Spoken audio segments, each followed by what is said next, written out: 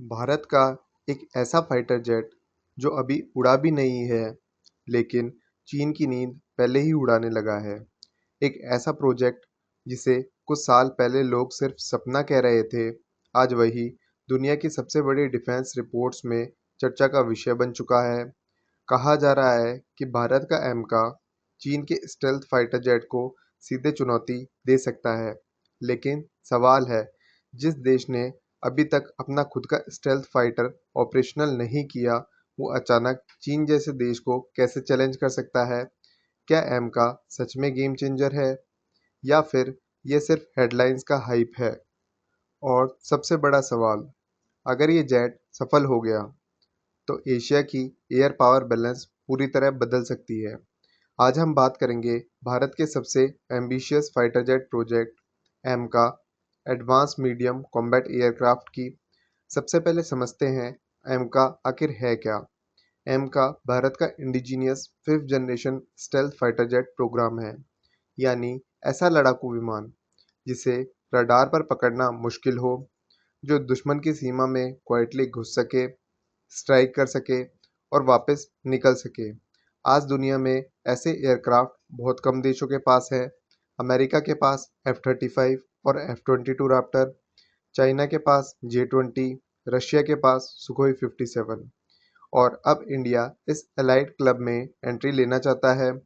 लेकिन कहानी यहीं से इंटरेस्टिंग होती है, क्योंकि कुछ साल पहले तक भारत को स्टेल्थ फाइटर रेस में पीछे माना जाता था।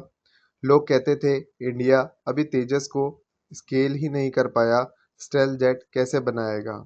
लेकिन क्वाइटली अंदर ही अंदर काम चलता रहा, डिज़ाइन रिफाइन हुआ, विंड टनल टेस्ट हुए, अप्रूवल्स मिले, प्राइवेट कंपनीज को शामिल किया गया और सडनली दुनिया को एहसास हुआ कि इंडिया मजाक नहीं कर रहा है। अब सवाल आता है, एम का इतना डेंजरस क्यों माना जा रहा है? पहली वजह, स्टेल्थ डिज़ाइन। एमका को angular body shape, internal weapons bay और लो रडार सिग्नेचर के साथ डिज़ाइन किया जा रहा है। मतलब मिसाइल्स बाहर लटकाने के बजाय अंदर कैरी होंगे, जिससे रडार डिटेक्ट करना मुश्किल होगा। दूसरी वजह, सुपर सेंसर्स। मॉडर्न वॉर सिर्फ स्पीड से नहीं जीती जाती, इंफॉर्मेशन से जीती जाती है। अगर आपका जेट दुश्मन को पहले देख ले, ट्रैक कर ले, लॉक कर ले, तो हाफ बैटल वहीं जीत ली जाती है। एमका में ऐसा radar, sensor fusion, electronic warfare suit और एडवांस सिचुएशनल अवेयरनेस सिस्टम की बात हो रही है। मतलब पायलट के पास बैटलफील्ड की लाइव पिक्चर होगी। तीसरी वजह, फ्यूचर रेडी प्लेटफॉर्म। ये सिर्फ आज के लिए नहीं, अगले 30-40 सालों के लिए बनाया जा रहा है। AI assistants, drone teeming, smart weapons integration, ये सब फ्यूचर रोड मैप का हिस्सा बताए जाते हैं। लेकिन अब सबसे बड़ा कंपैरिजन, क्या ये चीन के J-20 को चैलेंज कर सकता है? चाइना का J-20 ऑलरेडी ऑपरेशनल है, लार्ज फ्लीट बन रही है, लॉन्ग रेंज मिसाइल्स हैं, चाइना प्रोडक्शन स्पीड में तेज है। तो फिर इंडिया कहाँ खड़ा है? यहीं पर लोग एमका को अंडर एस्टिमेट कर रहे हैं, क्योंकि चाइना क्वांटिटी पर तेज है, लेकिन इंडिया अगर quality plus networking plus better pilot training plus strategic geography combine करे तो इक्वेशन बदल सकती है। और याद रखिए, वॉर सिर्फ मशीन नहीं जीतती, इकोसिस्टम जीतता है। लेकिन पिक्चर का दूसरा साइड भी है।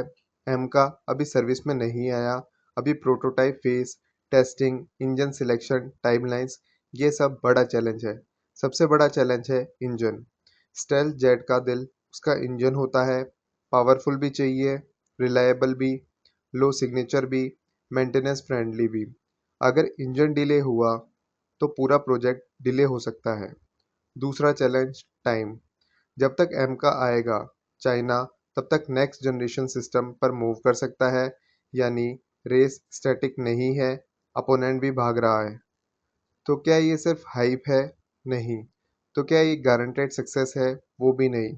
एमका एक अपॉर्चुनिटी है जहाँ इंडिया पहली बार top tier air combat technology club में सीरियस तरीके से एंट्री कर सकता है। अगर ये प्रोजेक्ट टाइम पर डिलीवर हुआ, अगर इंजन इशू सॉल्व हुआ, अगर प्रोडक्शन स्केल हुआ, तो सिर्फ एक फाइटर जेट नहीं बनेगा, पूरी एरोस्पेस इंडस्ट्री बदल सकती है। Private sector jobs, advance manufacturing, sensors, engines, export सब पर असर पड़ेगा। और शायद यही वजह है कि दुनिया अब एमका को कैजुअली नहीं देख रही, क्योंकि कई बार सबसे डेंजरस चैलेंजर वही होता है जिसे लोग लेट नोटिस करते हैं। अब सवाल आपसे, क्या एमका सच में चाइना के स्टेल्थ फाइटर्स को फ्यूचर में चैलेंज करेगा या इंडिया को फॉरेन जेट्स पर ही डिपेंड रहना पड़ेगा? कमेंट्स में अपनी राय ज़रूर बताएं। अगर वीडियो पसंद आया हो तो वीडियो को लाइक करें, शेयर करें और चैनल को सब्सक्राइब करना ना भूलें। जय हिंद।